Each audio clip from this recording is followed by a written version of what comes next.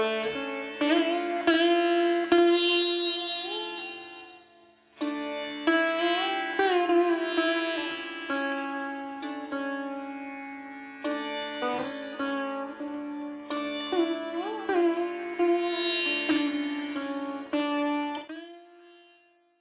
हर महादेव। कैसे हैं दोस्तों?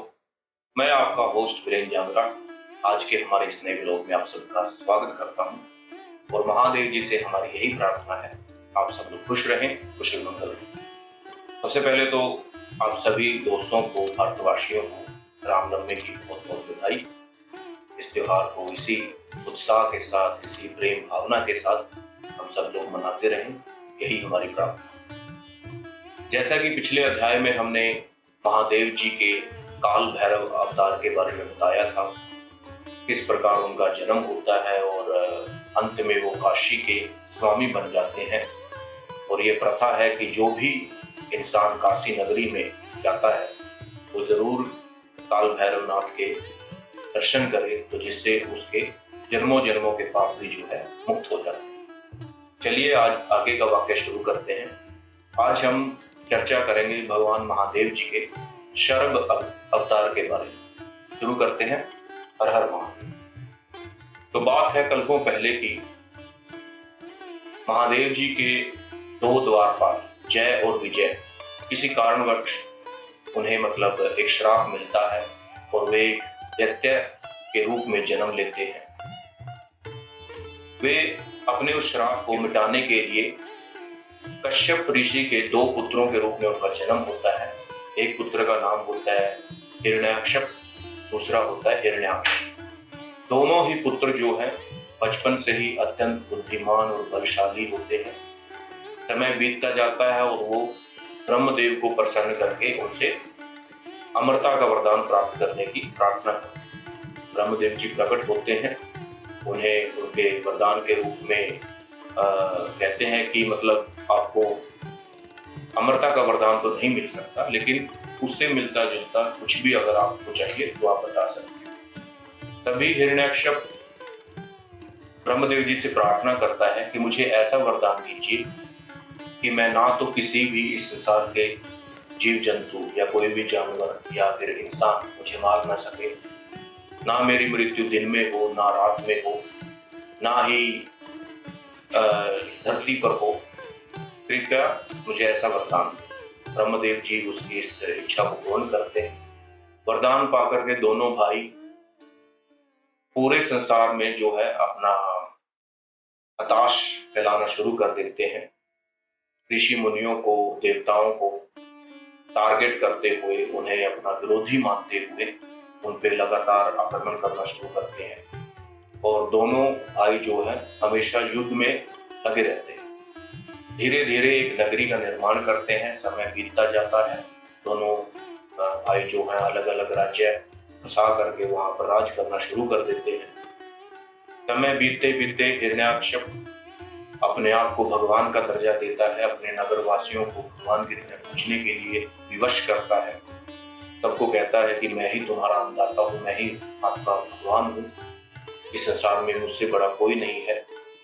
और लगातार जो है उसके अत्याचार जो है बढ़ते ही रहते हैं। वहीं उसके घर पर भगवान विष्णु जी के परम प्रिय भक्त प्रहलाद का जन्म होता है। समय बीतता जाता है। प्रहलाद जैसे जैसे बड़ा होता है उसे अपने पिता के अत्याचारों का बोध होता है, लेकिन बचपन से ही वो भगवान विष्णु का भक्त होने के साथ साथ अति प्रेम भावना से अपने पिता को समझाने की कई बार कोशिश करता है, लेकिन हर बार जो है उसकी विफलता ही उसे मिलती है। तो अंत में जाकर के जब हिरण्याक्ष का पाप का घड़ा भर जाता है, तभी देवता दानव जो है तब उससे नाराज हो जाते हैं, उसके अत्याचारों से उबर नहीं पाते। तब सभी देवतागण भगवान विष्णु जी से प्रार्थना करते हैं कि हिरण्याक्ष का वध करके इस संसार से मुक्ति दिलाए। तब भगवान विष्णु जी जो है नरसिंह अवतार धारण करते हैं और हिरण्याक्ष के राज्य में जाकर के वहां पर आक्रमण कर देते हैं। नरसिंह अवतार प्रहलाद जो है हिरण्याक्ष के पुत्र, उनको एक खंभे से बांध दिया जाता है। और हिरण्याक्ष पूछता है अपने पुत्र प्रहलाद से कि बताओ कि तुम्हारा भगवान कहाँ पर है। तब प्रहलाद कहते हैं कि मेरे प्रभु, मेरे परमेश्वर तो इस संसार के कण कण में विद्यमान है। तो हिरण्याक्ष जो है, जो भी उसके सामने बात रखता है, उसके ऊपर आक्रमण करना शुरू कर देता है। वो कहता है कि मेरा भगवान इस खंबे में है तो उसको तोड़ने की कोशिश करता है, इस दीवार में है उसको तोड़ने की कोशिश करता है। तो जिस खंबे से प्रहलाद को बांधा हुआ होता है, जैसे ही हिरण्याक्ष उस खंबे को तोड़ता है, वहां से भगवान नरसिंह, भगवान विष्णु जी का नरसिंह अवतार जो है प्रकट होता है। उसके प्रकट होते ही करोड़ों सूर्य के समान जो है उसका तेज चमक रहा होता है, उसका मुख जो है चमक रहा होता है। और सभी देवतागण जो है उसके ऊपर आक्रमण करते हैं। धीरे धीरे नरसिंह महाराज सभी देवताओं का विनाश करते हुए आगे बढ़ते हैं और अंत में जो है हिरण्याक्ष का वध करने के लिए आगे बढ़ते हैं। हिरण्याक्ष कहता है कि तुम मुझे नहीं मार सकते, मुझे ब्रह्मदेव से वरदान प्राप्त है। तो तब वो एक एक बात जो है दोबारा से दोहराता है कि मुझे कोई भी मानव या जानवर नहीं मार सकता। तब नरसिंह भगवान कहते हैं कि मुझे देख, मेरा शरीर ना तो कोई मनुष्य है ना ही कोई जानवर है, क्योंकि उनका जो आधा शरीर होता है वो एक मनुष्य का होता है और जो मुख है सिंह का होता है, एक शेर का होता है। फिर हिरण्याक्ष कहता है कि मैं दिन में नहीं मर सकता, रात में नहीं मर सकता। तो भगवान नरसिंह जो है अपने माया से सूरज को ढक देते हैं और साय का समय बना देते हैं, संध्या का समय बना देते हैं कि उस वक्त ना तो दिन होता है ना ही रात होती है, संध्या का समय। फिर वो कहता है कि मुझे ना तो जमीन पे मार सकते हो ना ही आकाश में मार सकते हो। तो भगवान नरसिंह जो है उसे अपने गोद में उठा करके अपने सामने रख लेते हैं। उसका शरीर जो है ना तो आकाश में होता है ना ही जो है जमीन पर टच हो रहा होता है, छू रहा होता है। और अंत में जो है उसका सीना फाड़ करके उसका अंत करते हैं।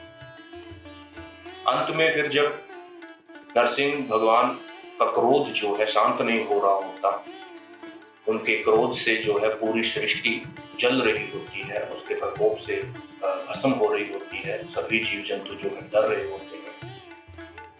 तब सभी देवतागण भगवान नरसिंह को शांत करने की कोशिश करते हैं, लेकिन भगवान विष्णु जी जो है नरसिंह अवतार में इतने ज्यादा क्रोधित हो जाते हैं कि उनके कहने पर भी वो शांत नहीं होते।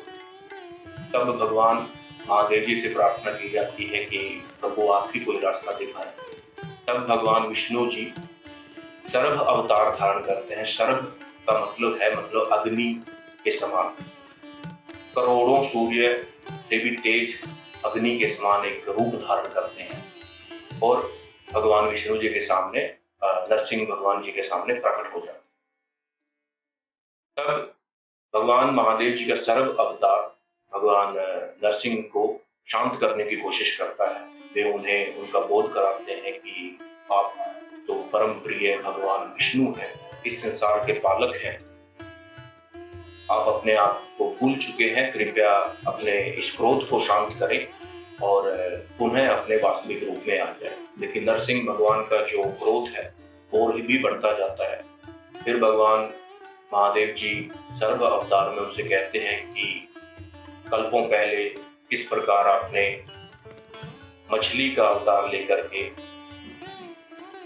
इस सृष्टि का कल्याण किया था, इस सृष्टि को आगे बढ़ाने में आपने सहायता की।